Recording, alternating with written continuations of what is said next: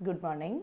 આશા છે આપ સૌ મિત્રો મજામાં હશો. આજનું આપણું એડિટોરિયલ પેજ ઇન્ડિયન એક્સપ્રેસ અને તારીખ છે જુલાઈ 28 જુલાઈ 2026. આજથી આપણે ઇન્ડિયન એક્સપ્રેસના એડિટોરિયલ પેજ પર જે સરસ આર્ટિકલ આવે છે એ આર્ટિકલની સાથે આપણે ગુજરાત પેજ ઉપર અગર કંઈ નવું આવ્યું હોય, કોઈ નવું ઇનિશિયેટિવ હોય તો એની ચર્ચા કરીશું, જેથી ગુજરાતના સંદર્ભમાં શું ડેવલપમેન્ટ થઈ રહ્યું છે એ જો તમે બીજા કોઈ લોકલ ન્યૂઝપેપર વાંચતા હો તો આ ગુજરાત પેજ છેલ્લે જે અહીંયા ડિસ્કસ થશે એ તમે સ્કીપ કરી શકો છો. અધરવાઇઝ જો તમારે આમાંથી જાણવું હોય તો ગુજરાત પેજ આજથી અહીંયાથી આપણે ડિસ્કસ કરવાનું શરૂ કરીશું લાસ્ટમાં, બરાબર. અને જુઓ, તમને સ્પીડ ઓછી લાગતી હોય તો 1.5 કરીને જોવાની, એ તમારા અકોર્ડિંગ જે પણ શેર થતું હોય એ કરવું. આપણે આજે જે આર્ટિકલ ડિસ્કસ કરીશું એમાં આર્ટિકલ છે કે કઈ રીતે આ એક્ઝામની સિસ્ટમ છે એને સુધારવા માટે માત્ર કોઈ એક ટાસ્ક ફોર્સ બેસાડી દઈએ અને સુધરી જાય એવું નથી, બરાબર. તો એમાં શું શું સુધારા કરવાની જરૂર છે તો આ પૂછાઈ શકે એવો આર્ટિકલ છે. એટલે આ આર્ટિકલ ડાયરેક્ટ નહીં પણ આમાંથી જે કન્ટેન્ટ હોય એ ભવિષ્યની જે એક્ઝામ છે એમાં ક્યાં પણ કોઈ બી જગ્યાએ તમે આને લખવામાં યુઝમાં લઈ શકશો આમાંથી જે કન્ટેન્ટ. અને આ જે લખ્યું છે અમિતાભ મટ્ટુ, આ JNUના રિસર્ચ પ્રોફેસર છે, બરાબર, ઇન્ટરનેશનલ સ્ટડીઝ માટે. તો એમને કંઈક સારું લખ્યું હશે, આપણે ચર્ચા કરીએ. એના પછી અહીંયા નીલકનીની જે panel again fast track court માટે અને એજ્યુકેશનની એક્ઝામ સિસ્ટમને સુધારવા માટે જે બેસાડી છે એમાં શું શું છે એની વાત કરવામાં આવી છે એ જોઈશું. એના પછી અહીંયા એક આર્ટિકલ છે કે ઇન્ડિયા અને બાંગ્લાદેશ આ બંને ગંગા ટ્રીટી માટે ફરી પુનઃ ચર્ચા વિચારણામાં આ છે, તો જોઈએ કે આ શું છે. તો આપણે આજે અહીંયાથી આટલા ડિસ્કસ કરીશું અને પછી ગુજરાત પેજ પર જે પણ મહત્ત્વના છે એ જોઈ લઈશું. તો આપણે શરૂ કરીએ કે આપણો ફર્સ્ટ આર્ટિકલ છે જે JNUના પ્રોફેસરે લખ્યો છે અને શરૂઆત એની થાય છે કે the appointment of high powered task force by prime minister to reform India's public examination system.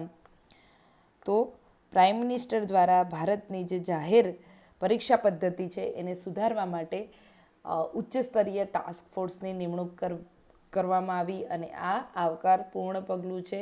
અને નંદન નીલકણી એનું નેતૃત્વ કરવા માટે એમની પસંદગી અહીંયા કરવામાં આવી છે. તો કોની? નંદન નીલકણીની. પ્રિલિમ્સમાં કોઈ પણ એક્ઝામ નજીકમાં આવે તો એમાં આ ફેક્ટ હશે, એટલે નંદન નીલકણીનું નામ યાદ રાખવાનું. શેના માટે? તો ઇન્ડિયન પબ્લિક એક્ઝામિનેશન સિસ્ટમમાં સુધારા કરવા માટે. જુઓ, હવે આગળ કહે છે કે having worked with him briefly on national knowledge commission. હવે જેમણે આર્ટિકલ લખ્યો છે એમને નેશનલ નોલેજ કમિશનમાં નંદન નીલકણી સાથે કામ કર્યું છે. કહે છે કે તેઓ બૌદ્ધિક સ્પષ્ટતા એટલે એનામાં ઇન્ટેલેક્ચ્યુઅલ ક્લિયરિટી, અને આ ઇન્ટેલેક્ચ્યુઅલ જે ક્લિયરિટી હોય એને તમારે ટ્રાન્સફોર્મ કરવાની છે. એમાં તો rare ability to translate large idea into workable institution. એટલે જે નંદન નીલકણી છે એની આ ખાસિયત છે કે એની પાસે જે એવી ઇન્ટેલેક્ચ્યુઅલ ક્લિયરિટી છે કે એ જે રેર એબિલિટી હોય આઈડિયાઝની એને ક્યાં ટ્રાન્સફર કરી શકે? તો વર્કેબલ ઇન્સ્ટિટ્યુશનમાં એ વ્યક્તિ એને કન્વર્ટ કરી શકે છે. હી અન્ડરસ્ટેન્ડ્સ ટેકનોલોજી.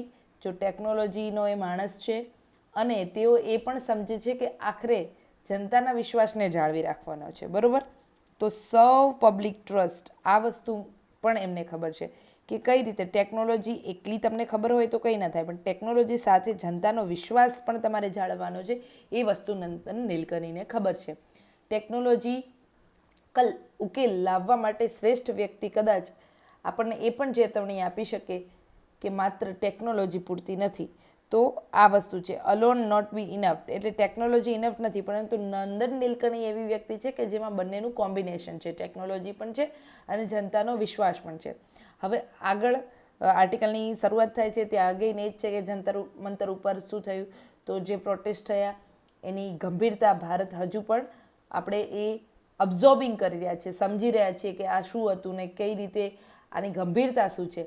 યુવાનો દ્વારા આખું વિરોધ પ્રદર્શન છે એ આયોજિત થયું અને શિક્ષણ મંત્રીના રાજીનામાની ફરજ પડી, સરકારને આ સ્વીકારવાની ફરજ પડી, કારણ કે આ કટોકટી એ સામાન્ય જે અશ્યોરન્સ તમને આપીને હલ થઈ જાય એવું નહોતું, બરાબર, કે તમે એની સાથે ડિસ્કશન કરો અને પછી કંઈક કન્ક્લુઝન પર આવી જઈએ, એવી હવે રહી નથી.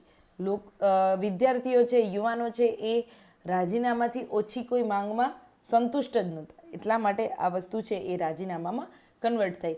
મંત્રીઓના રાજીનામાની જે પરિસ્થિતિ છે એ અત્યારના સમયમાં તો છેલ્લે આપણને યાદ જ નથી કે કોઈએ રાજીનામું આપ્યું હોય, બરાબર. તો રાજીનામા હવે ખૂબ ઓછા જોવા મળતા હતા.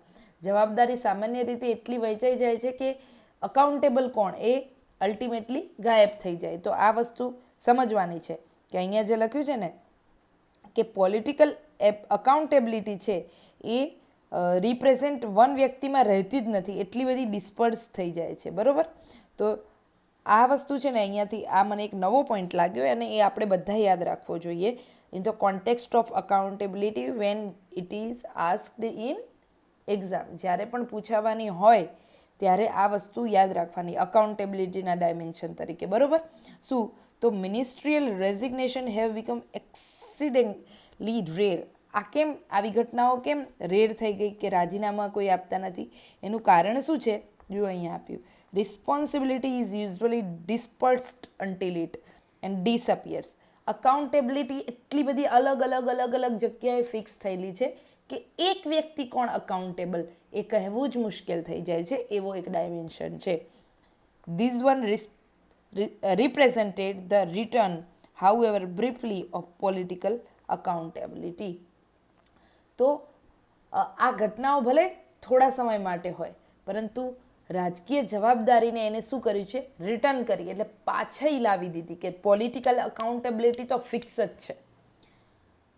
અને yet what protester exposed was larger than fate of minister. એટલે અહીંયા જે પ્રદર્શનકારીઓ હતા, આંદોલનકારીઓ હતા, એમણે એના એક મંત્રીના ભવિષ્ય કરતાં ઘણું મોટું એક્સપોઝ, એક સ્કેમ જે ચાલી રહ્યું હતું એ આપણી આગળ મૂકી રહ્યું છે. અને અહીંયા આ લેખક કહે છે કે આ માટે શું થયું? અહીંયા એક્સપોઝ થયું શેનું? અને એ લાર્જર એક્સપોઝ અહીંયા શું થયું? Crisis of trust. અત્યારે ક્રાઇસિસ ઓફ ટ્રસ્ટ ચાલી રહ્યો છે, જનતાને વિશ્વાસ નથી, બરાબર, એના કારણે આવા આંદોલન થાય છે. તો આ ડાયમેન્શન આ બધા યાદ રાખજો કે અકાઉન્ટેબિલિટી ફિક્સ કરવામાં શું તકલીફ છે? તો ડિસ્પર્સ્ડ વધારે થઈ ગઈ છે. શું થઈ ગઈ છે? એ અલગ અલગ જગ્યાએ વહેંચાઈ ગયેલી છે. એટલે એક આ ડાયમેન્શન યાદ રાખવાનું છે. આવું કોઈ લખશે નહીં, જે લોકોને આવી રીતે વાંચેલું હોય એ લોકોને ખબર હશે. પછી બીજું છે કે અત્યારે આના કારણે શું થયું છે? આ ડિસ્પર્સ્ડ અકાઉન્ટેબિલિટી થઈ છે, એના કારણે ક્રાઇસિસ ઓફ ટ્રસ્ટ વધી ગયો છે, બરાબર. જ્યારે પરિણામોની વાત આવે અકાઉન્ટેબિલિટી ન હોવાના કારણે, તો એક આ જનતાનો વિશ્વાસ છે એ ઘટી રહ્યો છે અને વિશ્વાસનું સંકટ ઊભું થયું છે. એક પ્રકારની આવી કટોકટી તમે એક્ઝામમાં લખી શકો. ત્યાર પછી આગળ વાત થાય છે કે as a vice chancellor of university of Jammu for 6 years, I came to understand the almost sacred character of public examination. બરાબર. તો આ જે લેખક છે એ જમ્મુ કાશ્મીર યુનિવર્સિટીના વાઇસ ચાન્સલર હતા અને એમને કહ્યું કે હું જાહેર પરીક્ષાનું જે આ સેક્રેડ ફોર્મ છે, જે કેટલી બધી મહત્ત્વની છે, કેટલી બધી લોકો એને પવિત્ર માને છે, બરાબર, તો એ સ્વરૂપને હું સમજી શક્યો હતો. આગળ લેખક અગેન એમની જ વાત કરે છે કે કાર્યક્ષેત્ર વિશાળ હતું. પૂંછ, રાજૌરીથી લઈને અલગ અલગ જે પર્વતો જ્યાં છે, ડોડા, કિશ્તવાર સુધી લાખો વિદ્યાર્થીઓ પરીક્ષામાં બેસતા અને કેન્દ્ર સુધી પહોંચવા માટે ત્યાં તો અહીંયા જેવા સરળ રસ્તાઓ નથી. આ બધી જગ્યાઓ છે, લાખ્સ ઓફ સ્ટુડન્ટ ત્યાં બેસતા. એ બધી જગ્યાઓ જમ્મુ કાશ્મીરમાં તો કેવી છે કે આ સેન્ટર સુધી પહોંચવા માટે તમને હાર્ડ ટેરેઇન, એક અઘરી જગ્યાઓ પસાર કરીને ત્યાં પહોંચવું પડે છે. અને ફોર ઈચ ઓફ ધેમ, દરેક માટે ઇન્ટિગ્રિટી ઓફ ધ સિસ્ટમ, સિસ્ટમની પ્રામાણિકતા, એ જ એ યુનિવર્સિટી માટે એમનો વિશ્વાસનો એક પાયો હતો, બરાબર. તો ઇન્ટિગ્રિટી ઓફ જે સિસ્ટમ છે એક્ઝામિનેશનની, એના કારણે લોકોને વિશ્વાસ હોય છે કોઈ પણ સંસ્થામાં, કોઈ પણ યુનિવર્સિટીમાં. પરીક્ષા એ યુનિવર્સિટી અને વિદ્યાર્થી વચ્ચેનો શું છે? કરાર છે. આ કરાર છે. હવે આવી વસ્તુઓ છે ને, જુઓ, આપણને આમ જનરલી ખબર હોય, પરંતુ આવું લખાય ને એટલે આપણને યાદ આવે કે કોઈ પણ ક્વેશ્ચન આવો કંઈક પૂછાય તો આવી લાઈન છે તમારે એમાં લખવી જરૂરી છે, અને એ લખો તો એક્સ્ટ્રા એજ મળે. તો અને examination is a convent between university and student. એક કરાર છે વિદ્યાર્થીઓ અને યુનિવર્સિટીનો. તો વિદ્યાર્થીને અહીંયા એવી આશા હોય છે, અને એ આશા સાથે એ યુનિવર્સિટીનું એક ડિસિપ્લિન છે એને અનુસરે છે, અને સંસ્થાની પ્રક્રિયા શું હોય છે, તો સંસ્થા એ સેક્રેડ ફોર્મ છે ડિસિપ્લિનનું, એને જાળવી રાખશે. તો આવો બંને વચ્ચે કરાર થયેલો છે કે student submit the discipline on the assumption that institution will protect integrity of the process. Student ડિસિપ્લિનમાં કેમ રહે છે? કારણ કે એને એવો વિશ્વાસ હોય કે પબ્લિક એક્ઝામિનેશન લેવાનું જે માળખું છે એ યુનિવર્સિટીનું પ્રામાણિક છે. આટલા માટે આ પ્રામાણિકતાને ધ્યાનમાં રાખીને એ ઇન્સ્ટિટ્યુશનની રિસ્પેક્ટ કરે છે, એક સિસ્ટમની રિસ્પેક્ટ કરે છે, અને યુવાન છે એ ડિસિપ્લિનમાં રહે છે, વિદ્યાર્થીઓ ડિસિપ્લિનમાં રહે છે. હવે આગળ લેખક કહે છે કે વાઇસ ચાન્સલર તરીકેના જે મારો આજે કાર્યકાળ હતો વાઇસ ચાન્સલર તરીકેનો, તો પ્રશ્નપત્ર લીક થવાની એક પણ ઘટના ત્યારે બની નહોતી એ ડ્યુરેશનમાં. તે એટલા માટે નહીં કે અમારી પાસે કોઈ જાદુઈ મિરેક્યુલસ ટેકનોલોજી હતી, એવું નહોતું. આ કોઈ રોકેટ સાયન્સ નથી, પરંતુ એટલા માટે કે ઉચ્ચ પ્રામાણિકતા ધરાવતા, બરાબર, અહીંયા કોઈ રોકેટ સાયન્સ નથી, પણ જે પણ ઓફિસર્સ જે ઓથોરિટી ધરાવતા હોય એની પાસે ઇમ્પેકેબલ ઇન્ટિગ્રિટી, તો આ કીવર્ડ છે, બરાબર. તમારે કોઈ ઇંગ્લિશમાં લખતા હોય તો એમને યાદ રાખવાનું ઇમ્પેકેબલ ઇન્ટિગ્રિટી, અને ગુજરાતીમાં જે મિત્રો લખતા હોય એમને યાદ રાખવાનું છે કે ઉચ્ચ સ્તરની એક પ્રામાણિકતા, જે પરિપક્વ પ્રામાણિકતા ધરાવતા અધિકારીઓને અહીંયા સત્તા સોંપવામાં આવી હતી. તો કોઈ પણ સિસ્ટમની ઇન્ટિગ્રિટી એ ક્યાંથી આવે છે? એ એના ઓફિસર્સ પાસેથી આવે છે, બરાબર. અને એટલે જ આવી ઘટનાઓ બનતા અટકી જાય. ત્યાર પછી આગળ કહે છે કે no one, not even the vice chancellor had unnecessary information. મહત્વની વસ્તુ છે, અનનેસેસરી ઇન્ફોર્મેશન કોઈની પાસે હોય જ નહીં. એ અધિકારી હોય, ટીચર હોય, પ્રોફેસર હોય કે વાઇસ ચાન્સલર હોય.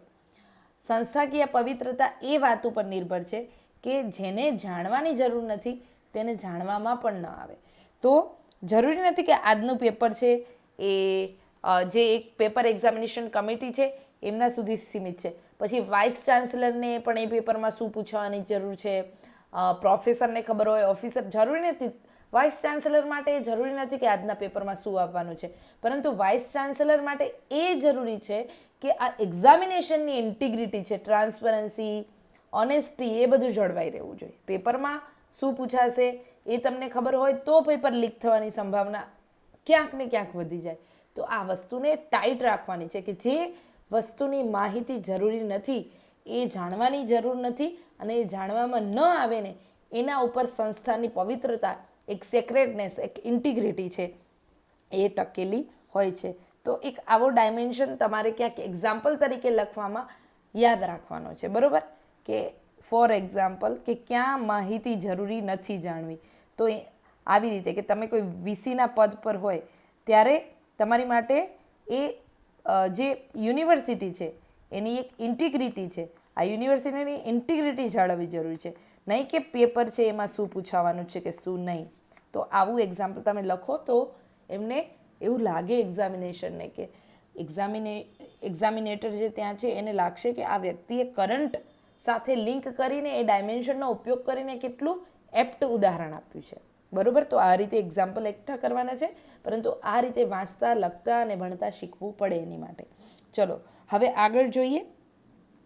તો આગળ આર્ટિકલમાં વાત કરવામાં આવી છે કે there was only one occasion when an attempt was made to twist my arm. લેખક કબૂલ કરે છે કે એક ઓકેઝન એવું બન્યું હતું કે જ્યાં એમને એવું લાગ્યું કે એમના પર દબાણ લાવવાનો પ્રયત્ન થઈ રહ્યો છે. કેબિનેટમાં એક મંત્રી એવું ઈચ્છતા હતા કે તેમની ડૉક્ટર બનવા ઈચ્છતી પુત્રીને પેપર પાસ કરવા માટે જરૂરી ગુણ આપવામાં આવે. આ માંગણીમાં રાજકીય પદનું પૂરેપૂરું દબાણ હતું, પરંતુ there was no question of yielding, બરોબર. there was no question of yielding, પરંતુ નમી જાય તો એ તો આપણે નહીં, કોઈ સવાલ જ નહોતો ઝૂકી જવાનો. જો એક પણ વિદ્યાર્થીને વગર મહેનતે માર્ક્સ મળી જાય તો પછી એનું નુકસાન છે એ માત્ર એક પરીક્ષા પૂરતું મર્યાદિત નથી રહેતું, પરંતુ એના રિપરકર્શન છે દરેક પ્રામાણિક વિદ્યાર્થી સાથે છેતરપિંડી થાય એનો એવો મતલબ થાય છે. દરેક નિષ્ઠાવાન શિક્ષકનું અપમાન થયું હોય એ એનું પરિણામ છે. યુનિવર્સિટીના જે ટેગલાઇન છે તો એના વચનનો જે અર્થ છે એ જાણે ખતમ થઈ ગયો હોય. તો આ વસ્તુ અહીંયા લેખક જણાવે છે કે તમે એક સ્ટુડન્ટ સાથે પણ એને અનડિઝર્વ જો માર્ક્સ આપો છો તો એના પરિણામ શું આવે? તો ઓનેસ્ટ સ્ટુડન્ટ, દરેક ઓનેસ્ટ સ્ટુડન્ટ એનું ભોગ બને છે. પછી ટીચરનું જે કોન્સેન્ટ્યુઅસ છે, બરાબર, એક નિષ્ઠાવાન શિક્ષકનું અપમાન થયું હોય એવું લાગે, અને યુનિવર્સિટીના વચનો છે, યુનિવર્સિટીની એક પ્રતિજ્ઞા હોય, એ પ્રતિજ્ઞાનો ભંગ થયો હોય, એનો અર્થ કંઈ ન રહ્યો હોય. આ બધા પરિણામો જ્યારે આવા અનએથિકલ કામ થાય ત્યારે ઘટી શકે છે. હવે આગળ લેખક કહે છે, this is why the present crisis can not be understood as a technical malfunction alone. આ યાદ રાખવાનું છે, બરાબર.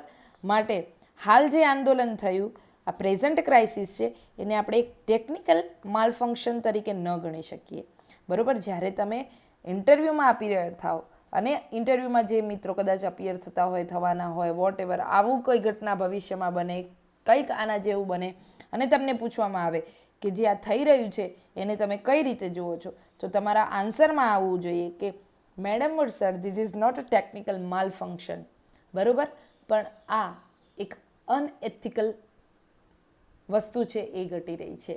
આ કોઈ તકનિકી સમસ્યા નથી કે કોઈ વર્તમાન કટોકટી એ તકનિકીની ખામીના લીધે નથી સર્જાઈ. કોઈ ટેકનોલોજીકલ, આગળ લેખક કહે છે કે ટેકનોલોજી કેન સિક્યોર ડેટાબેઝ. ટેકનોલોજીનો ડેટાબેઝ છે એ સુરક્ષિત ટેકનોલોજી દ્વારા રહી શકે છે, પેપરોની સુરક્ષા પર નજર પણ રાખી શકે છે. પરંતુ નીલકણીનું જે હવે ટાસ્ક ફોર્સ છે એ કદાચ ટેકનિકલ માળખું મજબૂત બનાવી શકે છે, પરંતુ કોઈપણ ડિજિટલ સિસ્ટમ નબળી સંસ્થાઓ કે એનું જે મોરલ કરે જ છે, બરાબર, એના અભાવને ભરપાઈ કાયમી ધોરણે કરી શકતી નથી. આ વસ્તુ જ આપણે અહીંયા વાત કરવાની છે મેઇન, કે technology can not manufacture integrity. Technology છે ને એ પ્રામાણિકતા પેદા નહીં કરી શકે. દેટ્સ વાય આપણા પેપરમાં એક આપણા સિલેબસમાં પોઈન્ટ છે ઈ ગવર્નન્સ, બરાબર, અને પછી એક ટોપિક છે ટ્રાન્સપરન્સી, ઓકે, પછી છે ઇન્ટિગ્રિટી, બરાબર, આવા ટોપિક છે. તો હવે જુઓ, ઈ ગવર્નન્સથી છે ને ટ્રાન્સપરન્સી આવી જશે, પણ ઈ ગવર્નન્સથી ઇન્ટિગ્રિટી નહીં આવે. આના માટે શું જોઈએ? Moral value system. તો આ વસ્તુ છે કે ટેકનોલોજી છે એ શું કરી શકે? ટેકનોલોજી એક ટ્રાન્સપરન્સી, સ્પીડ, સ્કેલ આ બધું તમને અપાવી શકે, પરંતુ technology can not manufactured integrity. Okay, તો આ વસ્તુ છે કે જે મોરલ કરેજની જે ખામી છે એ કંઈ ટેકનોલોજીકલ સુધારા કરવાથી નહીં વધી જાય. તો નંદન નીલકણીની જે ટાસ્ક ફોર્સ આવી રહી છે એ ટેકનિકલ સુધારા કરવા આવી રહી છે. લાખો ભારતીય પરિવારો માટે સ્પર્ધાત્મક પરીક્ષા એ મુશ્કેલ પરિસ્થિતિઓમાંથી બહાર નીકળીને ઉજ્જવળ ભવિષ્ય તરફ જવાનો એકમાત્ર રસ્તો છે. હું, તમે, કોઈ પણ હોય, આ બધા લોકો મહેનત શાની માટે કરે છે? કારણ કે એક લૂપમાં ફસાઈ ગયા છે. ઘણા નહીં પણ હોય, ઘણાને વેલ્ધી ફેમિલી પણ હોય, એમને આ વસ્તુ કરવી એમના માટે આમ એટલી બધી નેસેસરી નથી કે જેટલી એક એવા પરિવારમાંથી કોઈ બાળક આવતું હોય કે જેના માટે, એના આખી પેઢી માટે એક ટર્નિંગ પોઈન્ટ હોઈ શકે આ એક્ઝામ. બિકોઝ જુઓ, આ એક્ઝામ છે ને એ તમને એક સારી જગ્યાએ પ્રેસ્ટીજ આપે છે, બરાબર. આનીથી તમે ના મને પ્રેસ્ટીજ નથી જોઈતું, આ એક્ઝામ તો હું માત્ર સેવા કરવા માટે, આ બધી વાતો બહુ ખોટી છે, બરાબર. આ એક્ઝામ તમને જુઓ એક હેન્ડસમ સેલરી આપે છે. આ એક્ઝામમાં પાસ થાઓ તો તમને એવા કામ કરવાનો મોકો મળે છે કે જે તમે નોર્મલી એવા કામ કરવા માટે તમારે કાં તો પોતાનું એક મજબૂત નેટવર્ક સાથેનું એક સ્ટાર્ટઅપ શરૂ કરવું પડે, અધરવાઇઝ તમારે કોઈ એનજીઓમાં જોડાવવું પડે, અધરવાઇઝ તમારે પછી નીકળી પડવું પડે ગાંધી રસ્તે. પરંતુ આ એક્ઝામથી તમે જો પાસ થાઓ છો તો તમે ઘણા બધા એવા કામ કરી શકો છો કે જે ખરેખર સોસાયટી માટે જરૂરી છે. હવે તમે સોસાયટી માટે કામ કરો છો એટલા માટે તમને અહીંયા માન સન્માન આપવામાં આવે છે. આ એક્ઝામ પાસ કરવાથી માન સન્માન નથી આપવામાં આવતું. તમે જઈને પરફોર્મન્સ કેવું કરશો ત્યાં તમને રિયલી આની વેલ્યુ છે એ સમજાશે. તો અગેન એ જ સમજાવે છે લેખક કે પબ્લિક એક્ઝામિનેશન છે. જુઓ આ નીટ બધું શું છે, તો નીટ પાસ કરીને લોકો શું બને છે, ડૉક્ટર બને છે.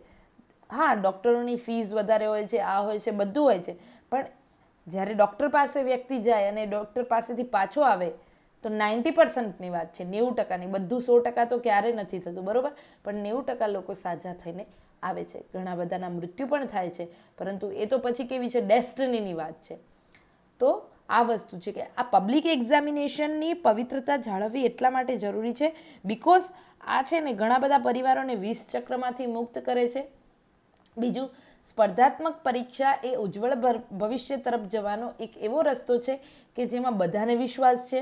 ઘણા બધા માતા પિતા પોતાની બચત, આખી જિંદગીની બચત ખર્ચીને વિદ્યાર્થીઓના જે કોચિંગ ચાલે છે, બરાબર, એના માટે શું કરે છે, આ કોચિંગ માટે ફીઝ આપે છે. તો લેખક કહે છે કે આઈ હેવ લીવ્ડ ધ વર્લ્ડ, મેં તો આખી દુનિયા જીવી છે. શિયાળાની દર સવારે 6 વાગે સાયકલ ચલાવીને ગોકુળનાથના રૂમે જવાનું, ત્યાં જઈને એમને ભણાવતા, અને એ જાણીને કાશ્મીર પંડિત હોવાને કારણે મારે સફળ થવા માટે વધુ મહેનત પડશે એવી મને પહેલેથી ખબર હતી. તેથી પેપર લીક થવાથી માત્ર કાયદાકીય નુકસાન નથી થતું એવી મને ખબર છે. પેપર લીક થવાથી તો પ્રજાસત્તાક, આ જે લોકતંત્ર છે, એ લોકોનો વિશ્વાસ છે એ ઇન્ફ્લિક્ટ થાય છે, આ ડેમેજ થાય છે, ઘટી જાય છે, બરાબર, કે આ રિપબ્લિકનો ફેઇથ છે એ ઘટી જાય છે. સત્તામાં બેઠેલા ઘણા લોકો કરતાં જંતર મંતરના યુવાનોને આ વાત વહેલા સમજી લીધી, બરાબર. તો જંતર મંતર ઉપર જે યુવાનો હતા એમને વાત સમજાઈ ગઈ હતી કે જો આ નહીં થાય તો ધીરે ધીરે લોકોનો વિશ્વાસ સાવ ઘટી જશે અને એનું પરિણામ બહુ ખરાબ આવી શકે. Is a dean of SIS at JNU, બરાબર, JNUનું એક સ્ટુડન્ટ એસોસિએશન છે અને એના જે સોશિયલ સાયન્સનો જે એક ઇન્ટરનેશનલ સ્ટડીઝ, બરાબર, એ ઇન્ટરનેશનલ સ્ટડીઝનો જે આખો વિભાગ છે એના ડીન છે લેખક. આઈ વર્ક અમોંગ સ્ટુડન્ટ, એથી હું વિદ્યાર્થીઓ વચ્ચે કામ કરું છું. હું ક્વેશ્ચન પાવર ઓલમોસ્ટ ઇન્સ્ટિંક્ટિવલી, બરાબર, કે JNUમાં SISના ડીન તરીકે હું એવા વિદ્યાર્થીઓ વચ્ચે કામ કરું છું જેઓ સત્તા સામે સ્વાભાવિક રીતે જ સવાલો ઉઠાવે છે. અહીંયા સવાલ ઉઠાવવા માટે એમને કોઈ ટ્રેનિંગ આપવાની જરૂર નથી. JNUના સ્ટુડન્ટ એટલા પાવરફુલ હોય છે કે સ્વાભાવિક રીતે જ ક્વેશ્ચન ઉઠાવે છે. કોના વિરુદ્ધ? તો સત્તા સામે. તેઓ સમજદાર છે, સાહસિક છે, નૈતિક રીતે મજબૂત હોઈ શકે છે અને આથી તેઓ ક્યારે જટિલતાથી અધીરા કદાચ થઈ પણ શકે. તો મોરલી એ લોકો કમ્પેલ છે, બરાબર, અને એ લોકો ડોક્ટરિયન પણ છે કે જે પણ કામ કરે છે એના માટે એ લોકો નૈતિક રીતે મજબૂત છે, સમજદાર છે અને થિયેટ્રિકલી ઇમ્પેશન્ટ વિથ કોમ્પ્લેક્સિટી. પરંતુ જ્યારે કોમ્પ્લેક્સિટી વધારે સર્જાઈ જાય તો આ લોકો ક્યારેક અધીરા પણ થઈ જાય છે. પરંતુ યુવાનોનો વિરોધ જે થઈ રહ્યો છે એ યુવાનોના વિરોધનો જવાબ ક્યારે અહંકાર અને તુચ્છ ગણીને ના આપવો જોઈએ. અત્યારે યુવાનોનો જે વિરોધ થયો એમાં આ આખી પાર્ટી CJP છે, એ CJP ક્યાંથી ઊભી થઈ? કારણ કે આ યુવા પેઢીને તુચ્છ ગણવામાં આવી, બરાબર. આ તુચ્છતામાંથી જ આખું આંદોલનની શરૂઆત થઈ. પછી આંદોલન બહુ વ્યાપક બની ગયું. એટલા માટે લેખક કહે છે કે આ યુથફુલ જે ડિસેન્ટ થઈ રહ્યો છે ને એને ક્યારેય તુચ્છ ન ગણવો, બરાબર, એને ક્યારે અહંકાર ગણીને જવાબ ન આપી દેવો. લેખક કહે છે કે મેં આ વાત શ્રીનગરમાં અગાઉથી શીખેલી હતી. જ્યારે પથ્થરમારો રાજકીય અભિવ્યક્તિનું રૂપ બની ગયો ત્યારે કેટલાક યુવાનો ગુસ્સામાં હતા. કેટલાક આ ગુસ્સાનો ફાયદો અને કેટલાક લોકો દ્વારા જ આ ગુસ્સાનો ફાયદો ઉઠાવવામાં આવ્યો. પરંતુ લગભગ બધા જ એવું માનતા હતા કે સંસ્થાઓ, બરાબર, સંસ્થાઓ તેમને સાંભળવાનું બંધ કરી દે છે ત્યારે આવો પ્રોબ્લેમ છે એ સર્જાય છે. તો ક્યારેય સંસ્થાઓએ યુવાનોને સાંભળવાનું બંધ ન કરવું જોઈએ. માત્ર કાયદો અને વ્યવસ્થાની સમસ્યાને સમસ્યા ગણવાની નથી, પરંતુ જો તમે કાયદો અને વ્યવસ્થાને મેનેજમેન્ટના દ્રષ્ટિએ નહીં અને માત્ર એને સમસ્યાના રૂપમાં જોશો તો પછી આ એ છે કે તમે રાજનીતિનું જે મૂળ ફંક્શન છે એને તમે એબન્ડન્ટ કરી રહ્યા છો, એ તમે છોડી રહ્યા છો. તો જુઓ કેટલું વ્યાપક છે બધું, એકબીજા સાથે સંકળાયેલું છે. This is what makes Jantar Mantar significant. અને આ બાબત જંતર મંતરને મહત્વપૂર્ણ બનાવે છે. Generation Z did not invent anger, એટલે આ જે ગુસ્સો છે એ આ પેઢીએ નથી શોધ્યો. Generation Z did not invent anger. What distinguishes it is speed with which private frustration becomes collective action. પરંતુ ગુસ્સો તો હતો જ, પરંતુ ગુસ્સાની જે ગતિ છે એ અલગ છે. અત્યારે વ્યક્તિગત ગુસ્સો છે, વ્યક્તિગત નિરાશા છે, એ આખા સામૂહિક આંદોલનમાં થોડી વારમાં ફેરવાઈ જાય છે. કારણ કે આ જે વ્યક્તિ અત્યારે જે ડિસ્ટ્રેસ્ડ અનુભવી રહ્યો છે ને, સપોઝ કે મારા લેવલે, તમારા લેવલે, બીજા કોઈના લેવલે, જે એક અંદરથી ફ્રસ્ટ્રેશન જે પણ લોકો અનુભવી રહ્યા છે એ વ્યક્તિગત નથી, આવું મલ્ટીપ્લાય લોકો સાથે થઈ રહ્યું છે.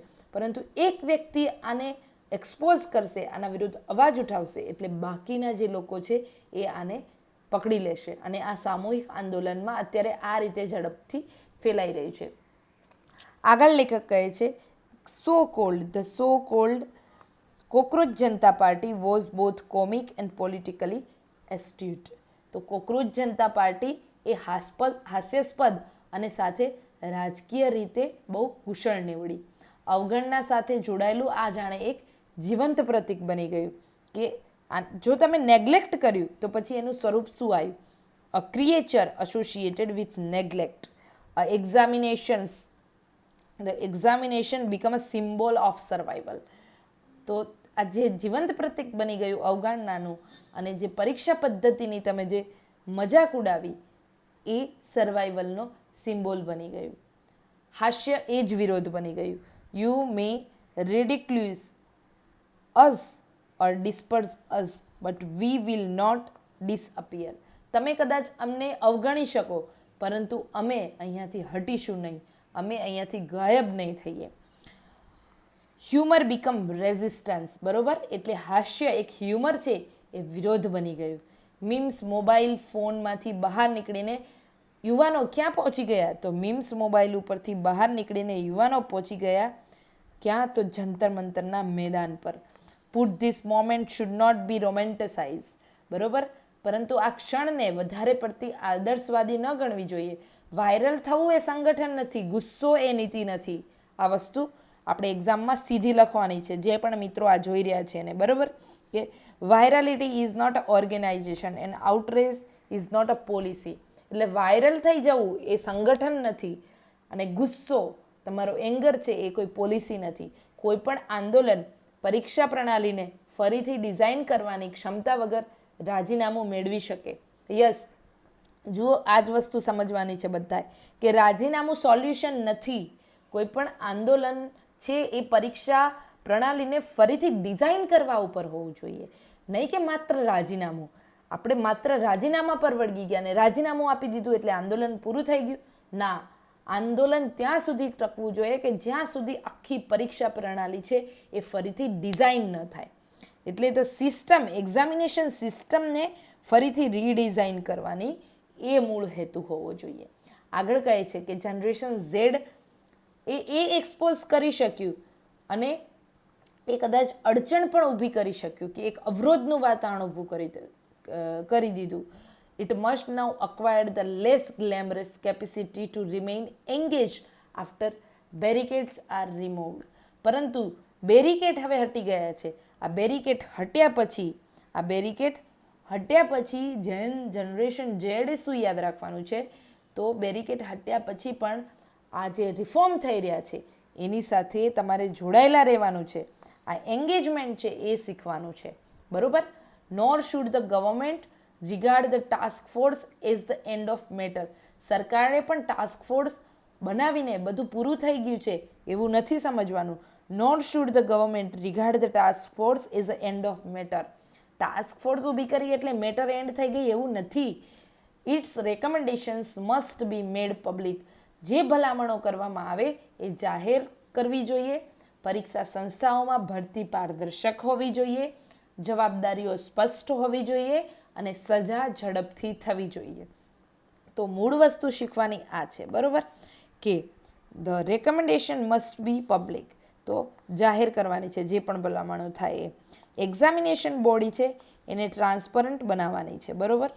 રિસ્પોન્સિબલી જે પણ લોકો હોય એ રિસ્પોન્સિબિલિટી છે એ સ્પષ્ટ તમારે એમને આપવાની છે, અસાઇન્ડ કરવાની છે રિસ્પોન્સિબિલિટી, કે આની માટે તમે જ જવાબદાર ઠરશો, આવું સ્પષ્ટ ક્યાંય બનાવવાની જરૂર છે. અને સજા છે એ સ્વિફ્ટલી આપવાની જરૂર છે, બરાબર. એટલે જે પણ વ્યક્તિ જવાબદાર છે એની સજા પણ ઝડપી થવી જોઈએ. આગળ લેખક કહે છે કે આજે the new architecture must begin with a simple principal. એક સિમ્પલ પ્રિન્સિપલથી આખી નવી વ્યવસ્થા શરૂ થવી જોઈએ કે પરીક્ષા સાથે જોડાયેલ દરેક વ્યક્તિની પસંદગી કાર્યક્ષમતા કરતાં પ્રામાણિકતાના આધારે થવી જોઈએ. એટલે કોઈ પણ વ્યક્તિ જે આવા સિસ્ટમમાં જોડાયેલો છે, સપોઝ કે જીપીએસસી છે, તો જીપીએસસીમાં મેમ્બર્સની જે નિમણૂક થાય એ નિમણૂક એની કાર્યક્ષમતા બિફોર એફિશિયન્સી ઇન્ટિગ્રિટીના આધારે થવી જોઈએ. તો integrity before efficiency, for independence before convenience, બરાબર. તો સ્વતંત્રતા પહેલાં એક કન્વિનિયન્સ છે તમારું એ વધારે જળવાવું જોઈએ કે તમે કેટલા આની માટે ડેડિકેટેડ છો આ સંસ્થા માટે. આ વસ્તુ છે એ કાર્યક્ષમતા કરતાં પહેલાં જોવાવી જોઈએ. The young at Jantar Mantar forced India to remember the democratic power is not ઇનવલ્નરેબલ.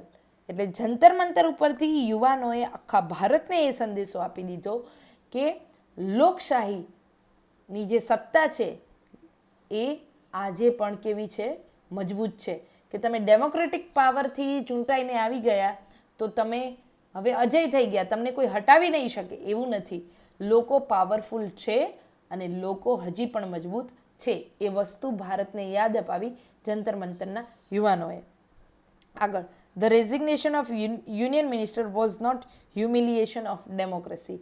કેન્દ્રીય મંત્રીનું રાજીનામું છે એ લોકશાહીનું અપમાન નહોતું, તે લોકશાહી તેના નિયમ મુજબ કામ કરતી હોવાનું ઉદાહરણ હતું, બરાબર. જ્યારે આવા રાજીનામું અપાય અને સિટીઝન આવી ડિમાન્ડ કરે ત્યારે સમજણ પડે કે ના, હજી પણ લોકશાહી જીવન છે, નાગરિકો જવાબ માંગી રહ્યા છે, સત્તા જવાબદારી સ્વીકારી રહી છે. અને આ જ વસ્તુ શું છે, ડેમોક્રેસીનો મૂળ પ્રિન્સિપલ છે. આ લાઈન પણ યાદ રાખવાની કે સિટીઝન ડિમાન્ડિંગ અને answer and political authority accepting the consequences. લોકો આટલા જાગૃત હોવા જોઈએ તો જ સામે પોલિટિશિયન છે એ જવાબદાર બનશે. મોટી જવાબદારી આપણા બધાની છે જેઓ યુનિવર્સિટી ચલાવે છે અને યુવાનોને ભણાવે છે. જ્યારે સંસ્થાઓ વારંવાર તેમનો વિશ્વાસ તોડે ત્યારે આપણે વિદ્યાર્થીઓને મેરિટમાં બિલીવ કરો એમ કહી શકીએ નહીં. કારણ કે મેરિટ ફ્રોડ બને છે, બરાબર. જે લોકોના સપોઝ કે નીટનું પેપર લીક થયું તો એમાં જે પણ લોકોના 720માંથી 700 આવ્યા કે 720 આવ્યા, શું આ સાચા હતા કે પછી એમની પાસે પેપર આવી ગયું હતું? આ વસ્તુ આપણે બધા યાદ રાખવાની છે. એટલે લેખક એવું કહે છે કે એક ટીચર, એક ભણાવનારા વ્યક્તિ તરીકે આપણી જવાબદારી મોટી બને છે. અને વારંવાર જ્યારે સંસ્થાઓ વિદ્યાર્થીનો વિશ્વાસ તોડે ત્યારે વિદ્યાર્થીઓને મેરિટમાં બિલીવ કરો એવું તો તમે ન કહી શકો. તો નીલકણી જે સમિતિ જે બની છે એમની સામે શું છે કામ મોટું, કે એક લીક પ્રૂફ એક્ઝામિનેશન સિસ્ટમ બનાવો. તો જે આ લીક પ્રૂફ એક્ઝામિનેશન નીલકણી જે કમિટી છે એમને create leak proof examination system. The task before the republic is larger. પ્રજાતંત્ર જે આખું આપણું લોકતંત્ર છે એના માટેનું જે કામ છે એ બહુ મોટું છે. પોતાના યુવાનોનો વિશ્વાસ ફરીથી જીતવા લાયક બનવું. અને એ કામ શું છે? To become a worthy once again of faith of its young. એટલે આપણા ભારત દેશના જે યુવા લોકો છે એ યુવા લોકોને ફરીથી વિશ્વાસ એમનો જીતવો, આ કામ શેનું છે? તો રિપબ્લિકમાં ફરીથી મોટું કામ હોય તો અત્યારે આ છે. અને લીક પ્રૂફ એક્ઝામિનેશન બનાવવાથી આ વિશ્વાસ પાછો આવી જશે એવું નથી. આના માટે દરેક વ્યક્તિને જ્યાં ત્યાં અકાઉન્ટેબિલિટી એમની ફિક્સ કરવામાં આવી છે, એમનામાં એક મોરલ કરેજ હોય એ વસ્તુ જરૂરી છે. તો આ જે આર્ટિકલ હતો તે આપણી આવનારી જે એક્ઝામ છે એમાંથી આમાં ઘણું બધું આવી શકે. તો આપણે હવે આનું તૈયાર કરી લઈએ. શું તો એનું એક રિવિઝન હું તમને એક બ્લેન્ક પેજમાં કરાવી દઉં, જેથી જે પણ મિત્રો જુએ છે એમને એમની નોટમાં નોટ ડાઉન કરવા માટે આ વસ્તુ ઉપયોગી થઈ પડે. તો આપણે આને હવે જોઈ લઈએ કે કયા ફોર્મમાં આપણે એને યાદ રાખવાનું છે. તો જુઓ, આપણે આ જે આર્ટિકલ હતો એમાં મેઇન 2 વસ્તુ હતી કે જેનાથી આર્ટિકલ શરૂ થયું. એક વાત હતી પબ્લિક એક્ઝામિનેશન સિસ્ટમની, અને આને સુધારવા માટે અત્યારે એક ટાસ્ક ફોર્સ બની રહી છે. કોના નેતૃત્વમાં? તો નંદન નીલકણીના. બરાબર, નંદન નીલકણીના નેતૃત્વમાં. ઓકે, હવે આ ટાસ્ક ફોર્સ છે એ ટાસ્ક ફોર્સમાં આપણે યાદ શું રાખવાનું છે કે એ ટાસ્ક ફોર્સ છે એ ટેકનોલોજીકલ સુધારા કરશે. ઓકે, પણ લેખકનો અહીંયા પોઈન્ટ એ છે કે આ કરવાથી લોકોનો વિશ્વાસ જીતી જશો એવું નથી. આની માટે તો તમારે મોરલ વેલ્યુઝ છે એ વધારવી પડે. કોનામાં? ત્યાં જે ટોપ ટુ બોટમ સાથે પબ્લિક એક્ઝામિનેશન સિસ્ટમમાં જે પણ હિતધારકો જોડાયેલા છે આ બધાનું. ઓકે, ત્યાર પછી જંતર મંતર પર બીજો એક પર્સપેક્ટિવ કે જંતર મંતર મેદાન પર જે આંદોલન થયું, બરોબર, રાજીનામા સુધી પહોંચ્યું. કેમ? તો આટલું બધું આંદોલન થયું કેમ? આ મંત્રી જવાબદાર હતા, એમની અકાઉન્ટેબિલિટી કેમ આપણે ફિક્સ ના કરી શક્યા? બરોબર, કેમ? આ અકાઉન્ટેબિલિટી છે એની સ્પષ્ટ જે ધોરણો હોવા જોઈએ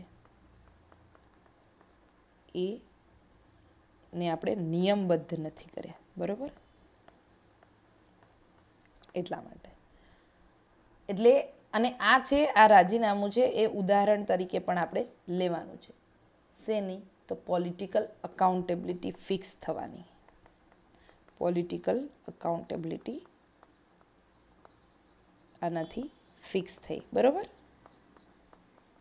ઓકે. પછી આ પ્રશ્ન છે એ શેનો હતો? આંદોલન છે એ શરૂ થયું ક્યાંથી? અહંકાર. અને જનરેશન ઝેડ છે એને તુચ્છ ગણવાથી. અહીંયાથી આંદોલન શરૂ થયું, પછી આંદોલન વ્યાપક બની પર પબ્લિક એક્ઝામિનેશન સિસ્ટમમાં કન્વર્ટ થયું અને અંતે પહોંચ્યું ક્યાં? તો વિશ્વાસની કટોકટી પર. ઓકે, આ માટે આપણો બંધારણમાં તમને એક આર્ટિકલ ખબર હોય કે આ અકાઉન્ટેબિલિટી ફિક્સ કઈ રીતે થાય એના માટે, એ છે આર્ટિકલ 75. શું કહે છે? Collective and individual responsibility. Okay, એટલે આ વસ્તુ છે એ તમારે આ રીતે કનેક્ટ કરીને યાદ રાખવાનું છે. ત્યાર પછી પોતાના જમ્મુ કાશ્મીરના લેખકે આમાં શું જણાવ્યા હતા? અનુભવો જણાવ્યા હતા, જે જરૂરી નથી પરંતુ આમ એક કોન્ટેક્સ્ટમાં યાદ રાખવા માટે એ ધ્યાને હોય તો સારું કે એક વીસી છે કે જેની ઉપર દબાણ આવ્યું હતું પરંતુ સામે ઝૂક્યા નહોતા, અને અમિતાભ મટ્ટુ. બરાબર, હવે વાત એમને કરી હતી શેની? તો લિમિટ્સ ઓફ ધ ટેકનોલોજીની. બરાબર, આપણે અહીંયાથી એક પોઈન્ટ શીખ્યા, બીજો 1 સેકન્ડ 2. બરાબર, 2 અને અહીંયા આવશે હવે 3. આપણે limits of technology limits of technology. આ વસ્તુ શીખ્યા. શું છે ટેકનોલોજીની લિમિટ? જુઓ, ટેકનોલોજી આવશે, ટ્રાન્સપરન્સી આવશે, ટ્રાન્સપરન્સી આવશે સાથે સ્પીડ આવશે, સ્પીડ આવશે સાથે સ્કેલ આવશે, બરોબર. પરંતુ આ જ બધી આ ફાસ્ટ જે ટ્રાન્સપરન્સી છે એની એક્સેસિબિલિટી વધારે, બરોબર. તો આ વસ્તુ છે એ જનો દુરુપયોગ જ્યારે થાય, ત્યારે આવા એક્ઝામિનેશન સ્કેમ થાય છે, બરોબર. હવે આની માટે શું હોવું જોઈએ? અગેન, આ ન થાય એના માટે એક ફૂલ પ્રૂફ મોરલ વેલ્યુ સિસ્ટમ પણ હોવી જોઈએ. ઓકે. હવે આના સિવાય આપણે કે જ્યારે ભારત માટે આ વસ્તુ છે એ કેમ મહત્વનો મુદ્દો છે પબ્લિક એક્ઝામિનેશનનો? બિકોઝ અહીંયા મોટા ભાગે સ્પર્ધાત્મક પરીક્ષા લઈ લો તમે,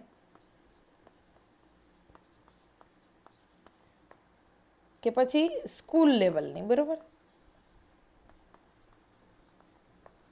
આમાં છે ને મહેનત કરવાવાળો વર્ગ સૌથી વધારે, મધ્યમ વર્ગ અને ગરીબ પરિવારના બાળકો, આ બંને, બરોબર. હવે જુઓ કે આ બાળકોનું ભવિષ્ય ઉજ્જવળ કઈ રીતે થાય જો આ એક્ઝામ ટ્રાન્સપરન્ટ રીતે લેવાય તો. કારણ કે તમે એને એવું કીધું છે કે મેરિટ બેઝ આખી સિસ્ટમ છે, પરંતુ જ્યારે મેરિટનો રસ્તો છે એ જ કાળા કામથી ચાલે છે, તો આ વ્યક્તિઓનો જે વિશ્વાસ છે સિસ્ટમમાં, વિશ્વાસનું સંકટ અહીંયા ફરી ઊભું થાય. એટલે સૌથી મોટું નુકસાન છે એ કોને છે? એ પ્રજાસત્તાકમાં જે આ મિડલ ક્લાસ અને ગરીબ વર્ગ છે એના વિશ્વાસના સંકટનું આવી શકે છે. અને આટલા માટે જ આપણા બંધારણમાં આર્ટિકલ કયો 16 શું કહે છે? એમ્પ્લોયમેન્ટની કેવી સમાન તક તમને આપશે. અને આ જે સમાન તક છે, ઇક્વાલિટી ઓફ ઓપોર્ચ્યુનિટી, તો ઇક્વાલિટી ઓફ ઓપોર્ચ્યુનિટી માટે શું હોવું જોઈએ?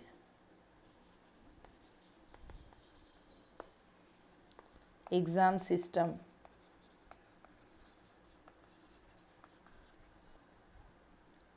ની ઇન્ટિગ્રિટી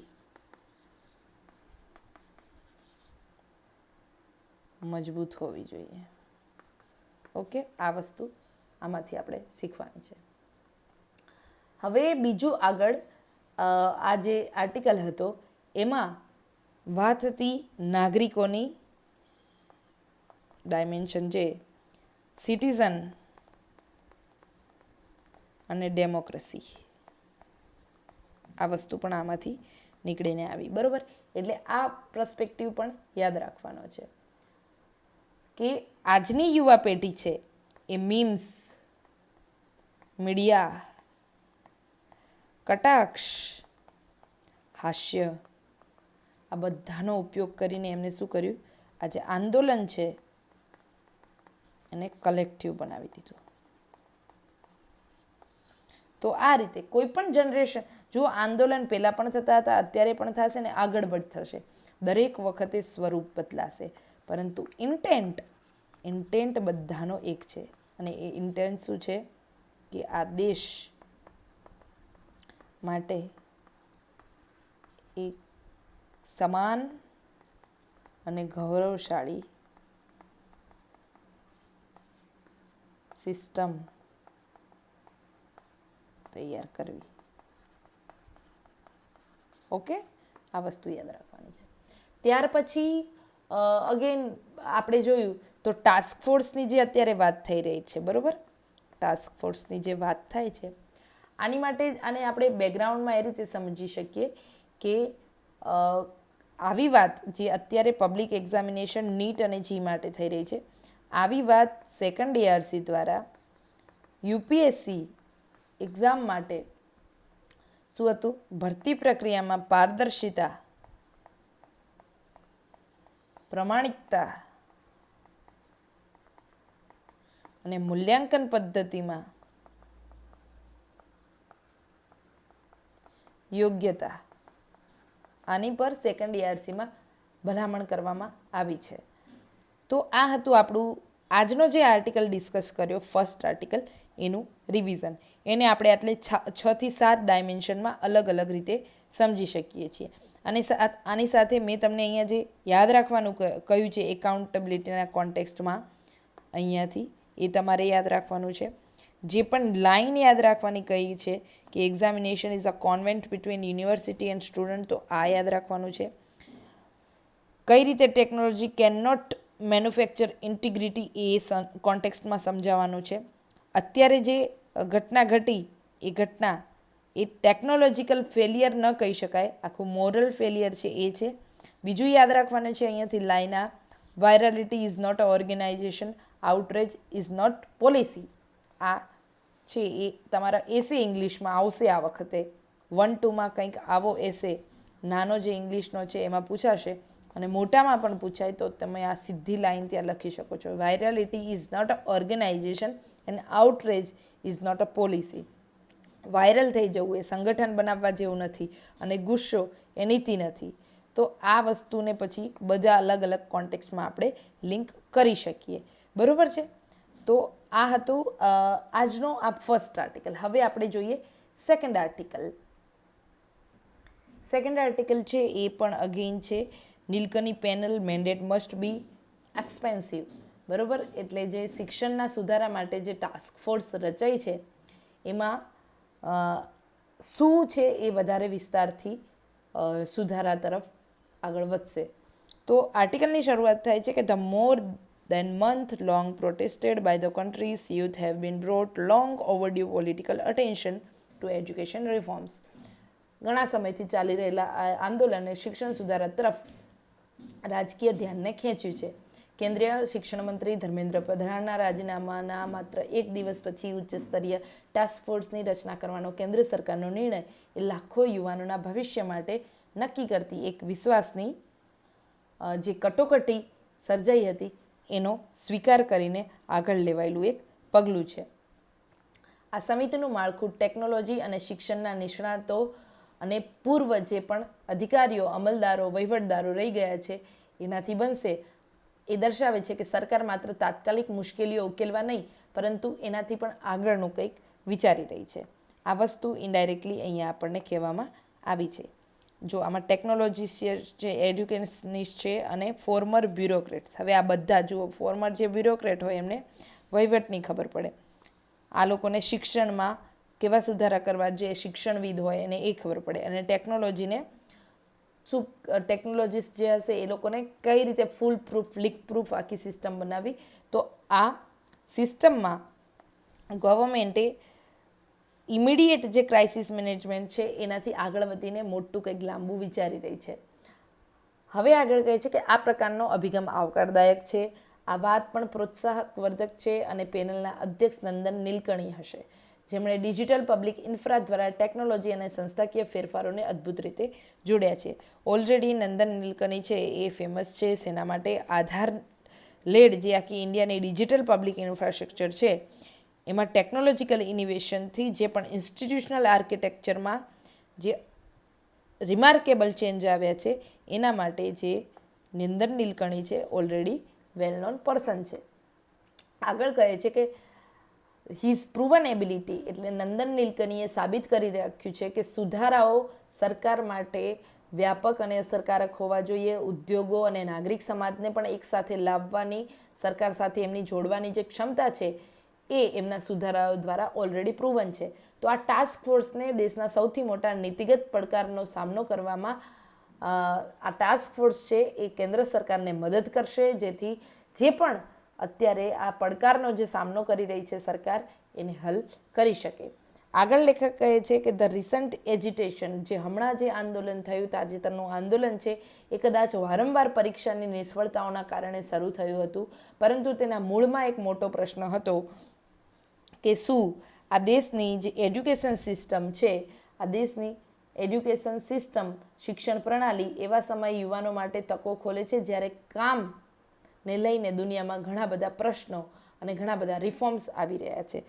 તો જે વર્ક છે અંડરગોઈંગ, અત્યારે જે પ્રોફાઉન્ડ ટ્રાન્સફોર્મેશનમાં એઆઈના કારણે જે બદલાઈ રહ્યું છે, વ્હાઇટ કોલર જે કૌશલ્યની માંગ છે એ બદલી રહ્યું છે. ભારતનું આઈટી ક્ષેત્ર તકનીકી પરિવર્તનના એક મોટા દોરમાંથી પસાર થઈ રહ્યું છે. શું આ દેશની શિક્ષણ પ્રણાલી આ સમયમાં યુવાનો માટે કોઈ ઓપોર્ચ્યુનિટી આપે છે કે નહીં? આવો પ્રશ્ન છે એ આ સમયે લેખકે આ આર્ટિકલ દ્વારા કર્યો છે. The youth face double uncertainty, અત્યારનું યુથ છે એ ડબલ અનસર્ટેનિટી ભોગવી રહ્યું છે, અને એ છે બેવડી અનિશ્ચિતતા, એક એવી પરીક્ષા સિસ્ટમ જેની વિશ્વસનીયતા પર વારંવાર સવાલો ઉઠે છે, અને બીજી તરફ ઝડપથી બદલાતું જોબ માર્કેટ. બરાબર, એક બાજુ રેપિડલી ચેન્જિંગ શું છે, આ લેબર માર્કેટ ઝડપથી બદલાઈ રહ્યું છે, અને બીજી બાજુ એક્ઝામિનેશનની ક્રેડિબિલિટી છે એ પણ સક્ષમ નથી. તો આવા ડબલ બર્ડનમાં આજના યુવાનો જીવી રહ્યા છે. હવે આગળ લેખક કહે છે કે this is when Nilekani's presence on the panel assume significance, અને આટલા માટે નિંદન નીલકણીની જે પ્રેઝન્સ છે આ ટાસ્ક ફોર્સમાં એ મહત્ત્વની બની જાય છે. He has maintain that investment in digital infra skilling and continuous learning can make AI job multiplier. Nandan Nilekani એ વાત પર હંમેશા ભાર મૂકે છે કે ડિજિટલ ઇન્ફ્રા, કૌશલ્ય અને સતત શીખવામાં રોકાણ કરવામાં આવે, તેથી એઆઈ રિલેટેડ નવી નોકરીઓ આપણે વધારે જનરેટ કરી શકીએ અને લોકોને રોજગારી આપી શકીએ. તેમણે એવું પણ કહ્યું, બરાબર, એઆઈ કઈ રીતે જોબ મલ્ટીપ્લાયર કરે એની વાત કરી. આગળ એમને એવું કહ્યું કે એઆઈ છે એ ભારતના આઉટસોર્સિંગ ઉદ્યોગને બદલી નાખશે, જેના કારણે જે પણ પ્રોફેશનલ્સ છે એમને હાઈ સ્કિલની જે ડિમાન્ડ છે એના તરફ આગળ જવું જ પડશે. બરાબર, move toward higher value expertise, સ્કિલની એક્સપર્ટાઇઝ વધારવી પડશે. જે પણ પ્રોફેશનલ્સ છે એ આઉટસોર્સિંગ ક્ષેત્રમાં કામ કરી રહ્યા છે. આવા વિચારો ટાસ્ક ફોર્સને અત્યારે જે બદલાતી, જે આખી ચેન્જિંગ નોલેજ ઇકોનોમી છે એના પર ધ્યાન આપવાનું કહે છે. એટલે એક બદલાતી જ્ઞાન આધારિત અર્થવ્યવસ્થા સાથે કામ કરવામાં પણ મદદ કરી શકશે. ફોર ધેટ ટુ હેપન, જ્યારે આવું થાય તે માટે સરકારે આ ટાસ્ક ફોર્સને માત્ર એક એનટીએ જેવી સંસ્થા તરીકે મર્યાદિત રાખવાને બદલે વ્યાપક સુધારાની શરૂઆત તરીકે જોવી જોઈએ. એટલે એનટીએ કરતાં આને એક એવા સ્ટાર્ટિંગ બ્રોડર રિફોર્મના સ્ટાર્ટિંગ પોઈન્ટ તરીકે સરકારે લેવાની જરૂર છે. તેની ભલામણો સાથે સ્પષ્ટ સમય મર્યાદા અને એને અકાઉન્ટેબલ કરી શકાય એવા લક્ષ્યો પણ રાખવા જોઈએ. બરાબર, recommendation must be accompanied by clear timeline. એ જે પણ ભલામણો આપે એ ભલામણો માટે એક ચોક્કસ સમય મર્યાદા હોવી જોઈએ, અને આ માઇલસ્ટોન છે એ માપી શકાય તેવો પણ હોવો જોઈએ. આગળ લેખક કહે છે કે સરકારે 2024માં કે રાધાકૃષ્ણન સમિતિના અહેવાલ પછી થયેલા વિલંબ જેવી ભૂલો ફરી ન થાય એની કાળજી રાખવાની છે.